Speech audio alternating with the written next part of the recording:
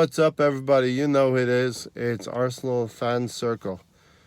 Wanted to drop a video to review the last 5 or 6 days Helter Skelter game when we were going live with the Arsenal Realist who we had on the podcast last Sunday. And big up to the Arsenal Realist. Thanks for coming on. We really didn't know how to react to that result. 3-2 in the end versus an Aston Villa team who had just come up from the Championship, and we got off to a difficult start with that team. People were complaining about the goal conceded. I actually think it was a very, very well-timed move. Very hard to pick up a run like that with McGinn running through the defence. Yes, Guendouzi didn't track him. Yes, Sokratis didn't see him. And we're 1-0 down. And a couple of bookings later in the game, saw Ainsley Maitland-Niles getting sent off, somewhat harshly, I would think. But nevertheless, we're a man down at halftime and a goal down at halftime. And not a lot is looking good for us. We don't look like we're going to win that game. But Unai Emery, being the coach that he is, making changes and changing the game in some respects. Wanted to see a lot more of this this season as well. We saw a lot of it last season, where at halftime Unai Emery was able to make changes and we were able to win games because of that. So you got to give Unai Emery props for a forced change, yes, for Ainsley Maitland-Niles, but bringing Callum Chambers on in his place, and later in the game bringing players in that were going to help change the result. So big up to the coach there. We got a penalty in the 59th minute, and somewhat, I think, embarrassed Aubameyang was in the European game that he did not play Pepe in for that goal at the end of the game versus Frankfurt. I feel like he was somewhat embarrassed by that, so he allowed Pepe to take the penalty and equalize, and that's going to do Pepe the world of good. It's not easy to have a price tag of 72 million. He didn't negotiate that fee. His representatives did, and Leo did. So to be able to put that to one side and put the ball away and get up and running was actually paramount for Pepe. So I'm hoping, this is what I hope for Pepe, 15 goals and 10 assists. And we'll see how that pans out by the end of the season. But 1-1 versus Aston Villa, a man down. And what does Arsenal do? This is the worst of Arsenal again, with Sokratis and Luis at the back.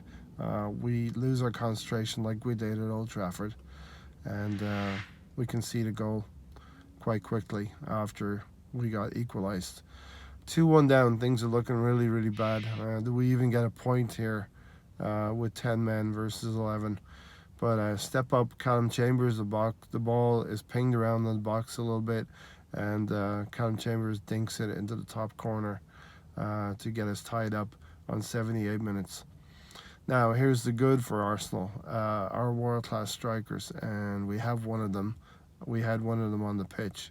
Alongside Pepe, we have Aubameyang, a player who is able to offset some of our deficiencies at the back.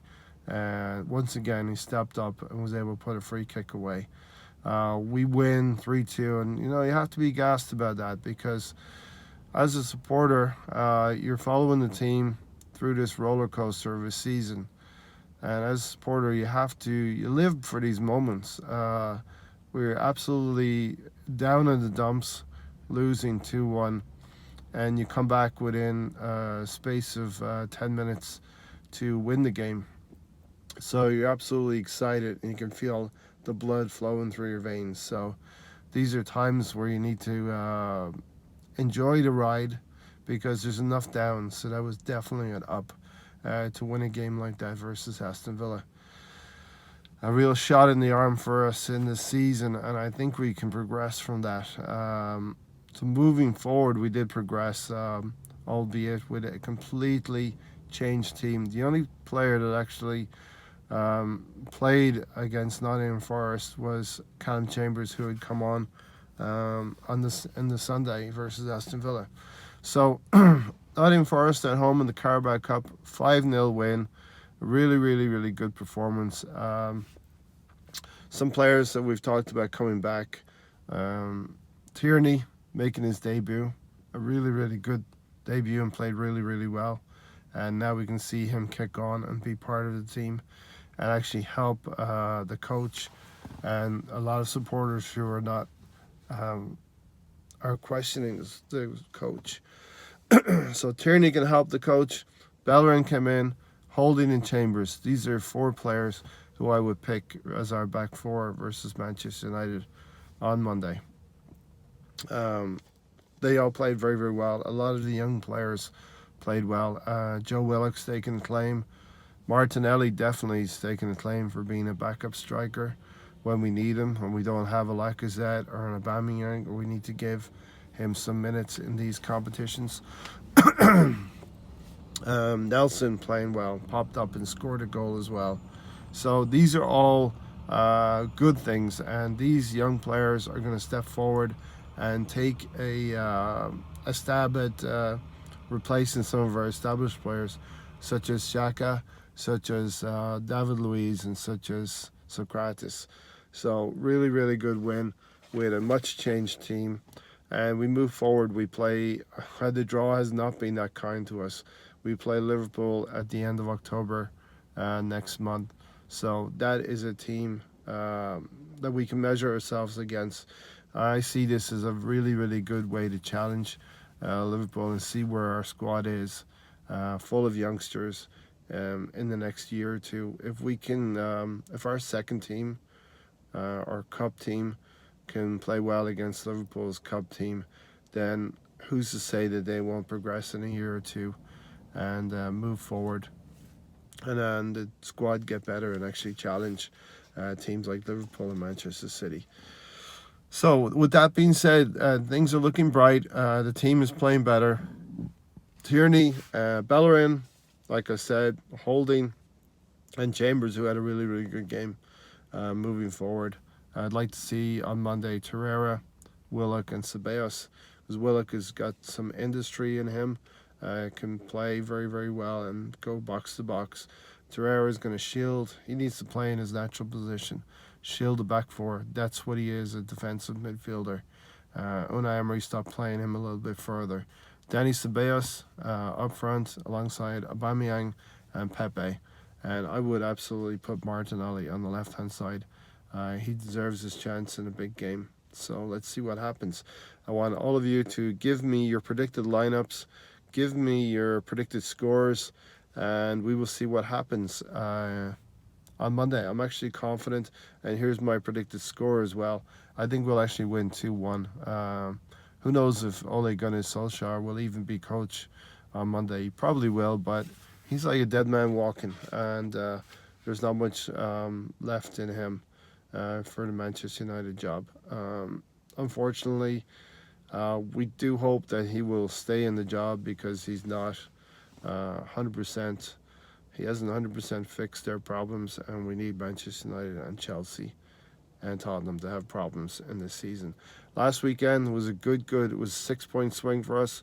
We got our 3 points, while Tottenham somehow lost 2-1 while leading 2-0. I don't know how that happens.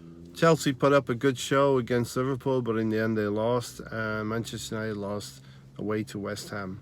Difficult place to go to, but Manchester United are not in good form. So we should go there and have faith in the team, have faith in Unai Emery. I think we're going to see really a crossroads in his selection. He must not select Xhaka anymore. I think it's plain and clear for most people to see that Xhaka cannot be in the starting 11. I would argue for both Socrates and David Luiz not to be in the team based on their current form as well. But we'll see what happens. It probably might be a split in terms of one of those defenders paired with either Holding or Chambers.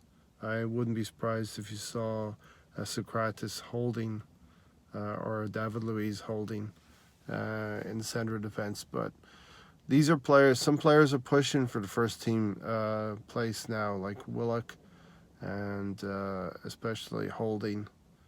So we'll see what happens. Some players have not performed in midfield very well, like Granit Xhaka. So we'll see what happens. This is very much a crossroads in the season. Our players are coming back from injury. We're starting to integrate Kieran Tierney into the team. And yeah, we'll see what happens, like I said. But tune in on Sunday. We'll have a podcast, a pre-game show. And I'm thinking I'll have a live show a little bit later today to be in touch with my subscribers who are not going to be awake due to time zones for the Sunday show. But do join all of us. Questions and answers. If you have any questions, I will address them later. If you have any predicted scores, this is the predicted score challenge. Drop your predictions down below, and we'll see what happens. Until next time, talk to you guys soon.